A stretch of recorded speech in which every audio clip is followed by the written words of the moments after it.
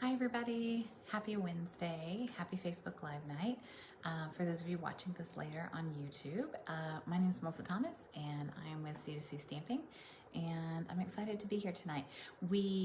Sorry for the delay for those of you watching live, but their Facebook changed their settings again. So anyway, as always, trying to keep up and catch up. So let me make sure that I can see us over here. Great, there we are. I will mute me so I don't have to hear me. And I'm gonna switch you down and rotate some things around and we're gonna make it happen, okay? Okay, nope, we're not gonna do that.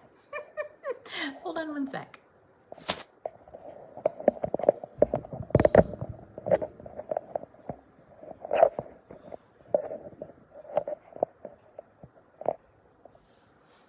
Okay, I am beyond flustered tonight and apparently just gonna have a really hard time. So I'm going to work my best to not irritate you guys, and luckily I have a really quick project. So if you're here and you're here live, please let me know, say hello.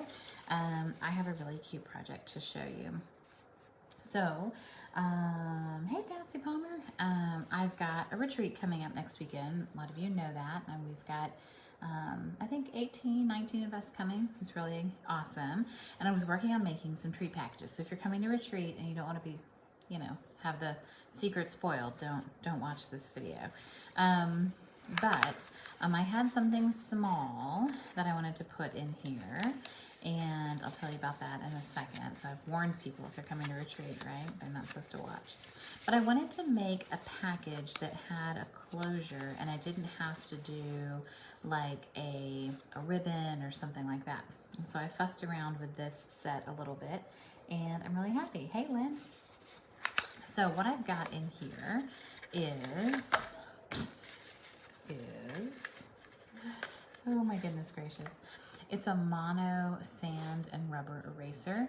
So it's really the sand eraser part that I wanted to give people, but these are really hard to find right now. So sand erasers are great because they can erase ink. So let's say you get a little fleck or something on your project, you can use the sand eraser and it can help remove some of those little stray ink marks. It's not magic. It's just, you know, wearing away at the paper and trying to get that ink off. But anyway, I thought it was a nice gift. Hey, Patsy, that's funny. You can have the surprise ruined.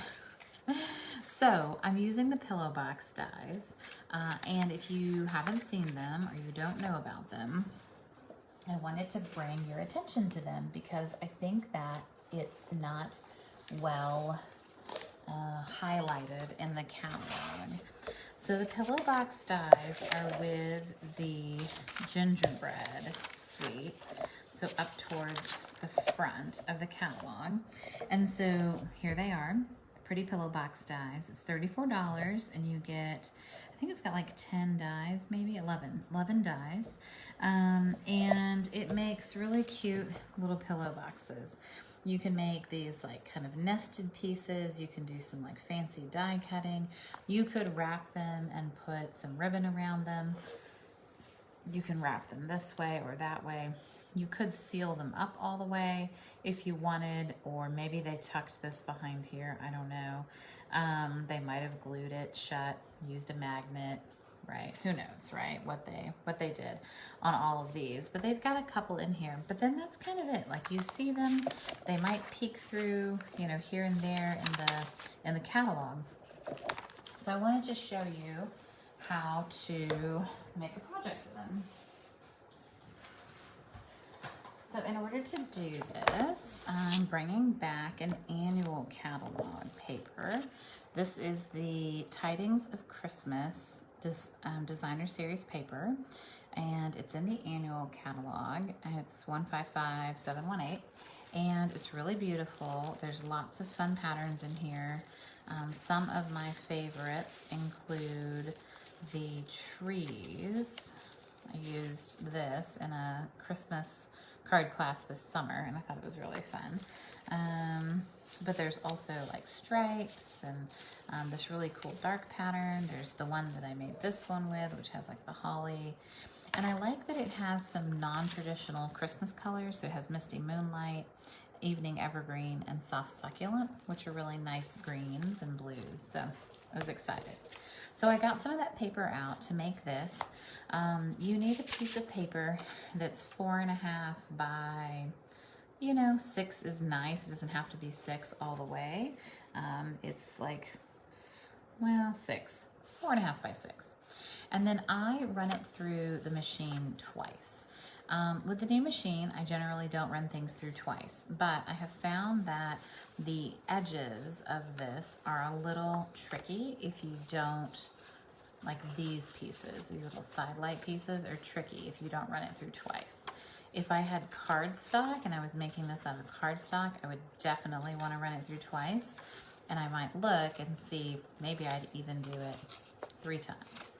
So this is what you do. You just start to shape the edges, and there are these 2 kind of eyelid shaped pieces on one side, right? And then on the other side, we're gonna do the same thing. We're gonna kind of bend that down, and you want these to meet and match. So it's important not to, you know, it's important to have it well scored, right? And then we've got a little fold here. And of course, we've got a fold at the top. Great. All right, so we're going to set this piece aside. So I am using the Christmas to Remember stamp set, but I'm using one of the stamps I don't use often, which is the 'Tis the Season. I'm also going to put on one of these gingerbread and peppermint acrylic shapes. I was looking for something fun to put there, and I thought that that little acrylic shape was just perfect. So I tried a couple of different shapes on here to see which one I liked best, because the die set has, you know, it's got this larger piece, it's got a fun little tag, it's got some pieces that you can use to cut out and kind of make cutaways. So this doesn't cut a solid flower, it just cuts the 6 petals, so just FYI. This cuts out, you know, some patterns, some circles. So, you know, you could put a bow or, you know, piece of ribbon through here and tie a little bow. I haven't used these pieces yet. I mean, I've used them, but I haven't used them on a project, on a finished project. I'm not sure I love them yet. So, all right. Now, all right, what we need is, I'm gonna bring in the glue that I hate. So I'm gonna bring in the mono multi-purpose liquid glue. And the way that I like to make these boxes is I don't want to see the flap, right?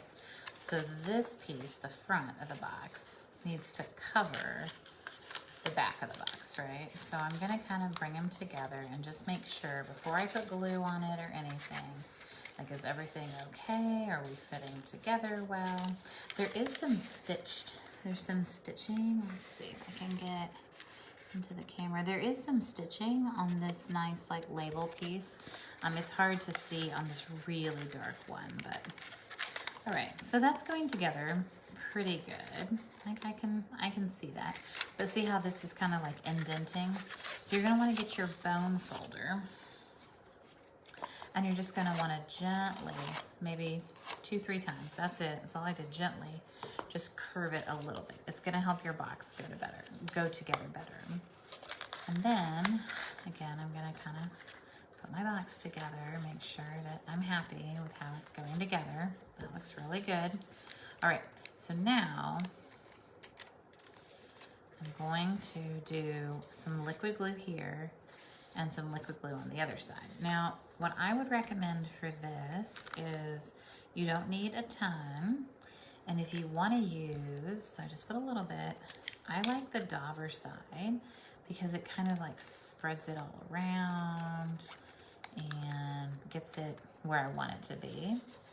So I'm going to push this in, I'm going to push this, right, and then put my glue down, and I'm going to go ahead and make sure that this is you know, matching up and meeting. Now, if it doesn't glue, like if I have to add a little bit more, I can. But the liquid mono glue is really strong, and a little goes a long way. So usually, that's about all you need.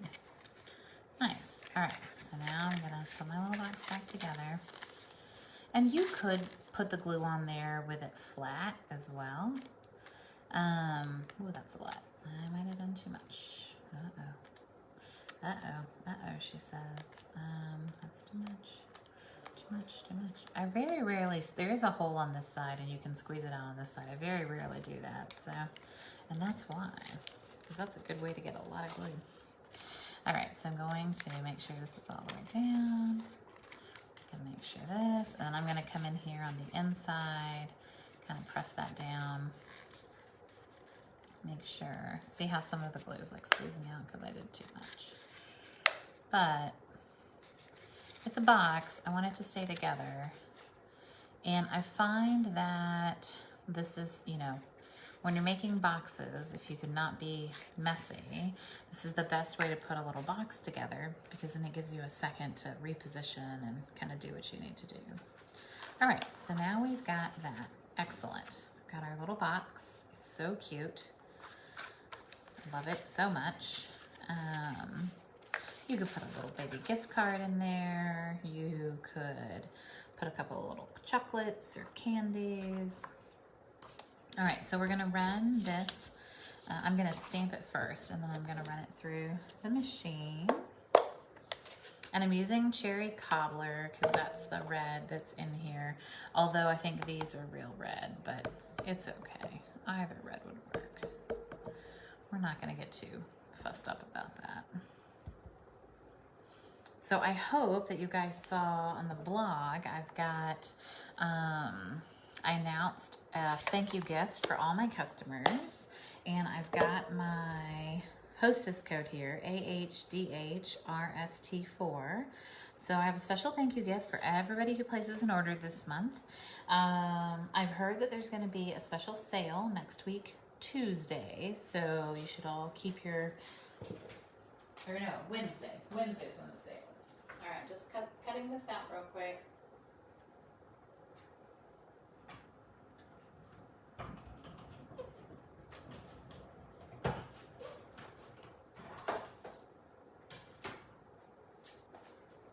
All right, there we go. And then it's so cute. It's such a cute little label, and I like that sentiment a lot. And then what I did was I put my dimensionals on, and I did use the big ones because I need it to be sturdy. I could have used the small ones and it might have been a little bit easier, but I used the big ones, and I'm gonna get that backer off of there. And so what I did was I held the box together and I said, okay, well, one, I want to put it on right side up. And I knew that I didn't want the sentiment to touch the tag, right? So I kind of know there's like a limit, you know, for how high I can go. And I need it to be centered too. All right, so that gets us on the box, but not on the flap, which is really important. Then I'm gonna come in here and just like kind of press that and make sure, because that's the only thing that's holding our flap in. So we wanna make sure that that's, you know, sturdy. And then we're gonna add a little doodad. And with this one, I seem to have gotten a little bit of ink there, so I'm going to, I don't know how that's possible. I'm going to put that there. And I'm gonna use one of our glue dots from Paper Pumpkin. It's a smaller glue dot than our standard glue dots. Still really strong, but just a little bit smaller. And so I'm going to stick that on there. And then I'm gonna kind of unfold the box and just make sure that's on there. Really good. Fun. All right. So now only, you know what, 17 more to go. No big deal. All right. So the other thing I wanted to mention was this month, when you place an order, you get a Halloween tutorial bundle from me and a bunch of other demonstrators from across the globe. I think there's 18 different projects in there for Halloween, and I send it immediately. So the minute you place an order, I send you the Halloween tutorial bundle. There's lots of really cute boxes and things that you can build and things that you can make in there. So I would highly encourage you to get that and place an order. And if you have any questions, let me know. But these are really cute. I think they're fun. These would be great for stocking stuffers or, you know, little gifties, earrings, things like that would fit great in here. So, all right, on that note, I will say good night. It's nice talking to you, and thanks so much for joining me. If you're on YouTube later, if you would subscribe, I would greatly appreciate it, and I hope you have a great night. Thanks, y'all. Bye-bye.